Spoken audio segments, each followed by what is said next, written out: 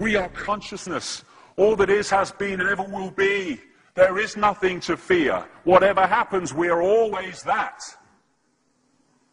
Mind fears, because it's programmed to fear. When we're conscious, there's no fear in this. It's a shake of the head.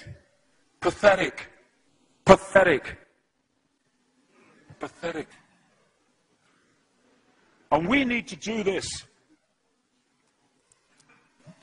Compliance. We need to challenge that. Not with violence, not even with aggression. We just need not to fight it. We need to walk away, because without our acquiescence, it cannot survive. You know, when you look at a pyramid, we've been manipulated to believe the power in a pyramid is at the top. It ain't. The top of the pyramid is there because the rest of the pyramid's holding it up. We're holding this whole thing together. There's a story I told many years ago of a British comedian called Larry Grayson, who died. I kind of knew him vaguely, and not closely, but vaguely. And I went to his memorial service in Covent Garden, and this other comedian did this tribute to his life, in which he read out this story that Larry Grayson had told him. When they were going around the variety halls and the theatres in the 60s, they had this all-male show. And Larry Grayson was the only woman in it, because he was dressed up as a woman. And he said that the end of the show, the last scene, all the sailors, all the men came on dressed as sailors, and they were singing Rule Britannia. You know, Rule Britannia, Britannia rules the waves. Oh, I'm very pleased for you. Okay? And as it built up, Larry Grayson would come on dressed as Britannia with the helmet and the shield, and he would be manhandled up the side of this pyramid to the top for the big finish. And he said one night, he said things seemed to be going rather well. He said, and then I noticed that a sailor in the bottom left-hand corner had got rather a cough. And this cough got worse and worse and worse, to the point where the sailor couldn't stay in the pyramid anymore and stepped out of it. Larry Grayson, symbolic of this elite at the peak of the pyramid, ended up in the second row. And the elite, the power center, had done nothing to bring about this. One sailor, the bottom of the pyramid, had got a cough. And the whole thing collapsed. And I listened to that and I thought, my God, yes, that's it. We, the powerless people, are holding the powerful people up there, and they know that. They're terrified of us realizing that. Do you remember that movie, animated movie, A Bug's Life? A Bug's Life with the grasshoppers?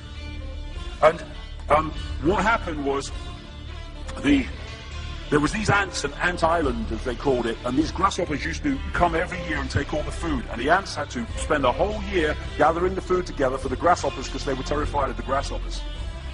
And there weren't many of these grasshoppers, and one day they're in their winter quarters in a tree, these grasshoppers, and they've got all the food they need, and someone suggested among the rank and file grasshoppers that they didn't need to go to Ant Island this year, because they had all the food they needed. And then out came the leader of the grasshoppers to tell them the facts of life, and the few are going to control the many. It's a wonderful speech. If you ever can see that movie, A Bug's Life, I do recommend it. And he said, basically, they outnumber us 100 to 1. And if ever they figure that out, there goes our way of life. So we have to keep the pressure on, basically. We have to keep them working, so they don't figure out where the real power is. And that's why this network of manipulation works so hard to keep us in these states. Like I said earlier, what are people leaving foreclosed homes for? Foreclosed by banks that have caused the unemployment that lead to them having to leave their homes. Stay there, refuse to leave, make it difficult for them. Expose them for what they are. We make it so easy, the non-compliance. No longer will we just do it because we're told to do it. Is it just? Is it right? Okay, I'll do it. Is it unjust? Is it not right? I ain't doing it. We start to make the decisions on what we will and will not do based on our values and not some imposition from the dark suits. These people are gonna give me, grant me, or grant me not my freedom. I'm all that is. You can't grant me freedom. No one can grant me freedom. I am freedom. It's what I am.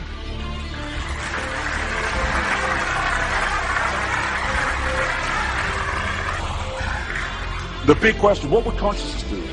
What would consciousness do in this situation? And when we ask that question, it really just changed the way we see the world.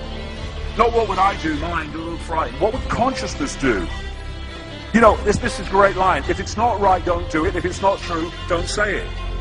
And what would transform this world overnight is if we started doing what we knew to be right in the situations we face, instead of what we think is right for us in the moment. Not what are the consequences for me, or what's the best thing for me, how do I get the best deal out of this? What is right? What is just in this situation? If we started making decisions based on that, the world would transform overnight. These are very simple things. If we want a world of peace, then we need to be peaceful. We don't need to fight for it. We just need to be peaceful, and we'll bring that about. If we want a world of kindness, we need to be kind, and then it will naturally unfold. We don't fight for kindness.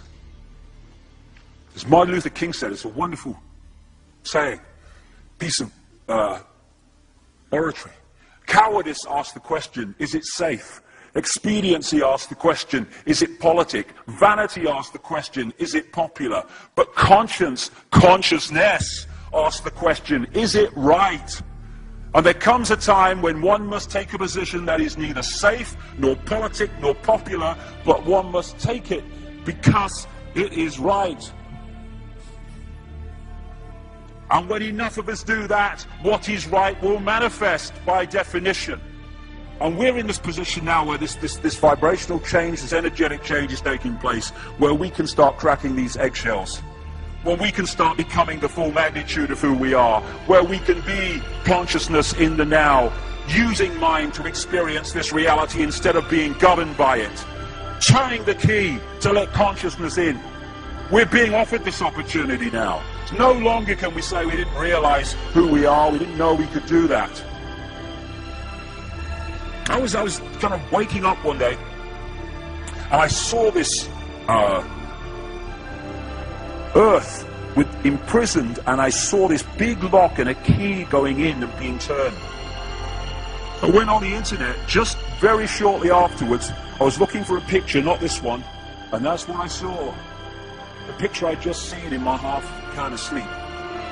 And that's what we're being offered the chance to do now, to turn the master key, or becoming conscious, that will bring an end to this. It's being given to us, we just need to take it. And to take it, we need to say enough.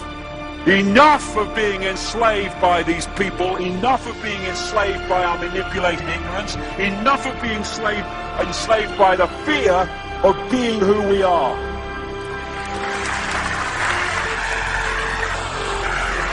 Enough! It is time to fly.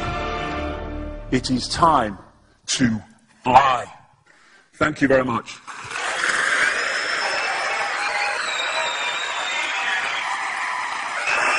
Thank you. Thank you very much. Thank you. Thank you. Thank you.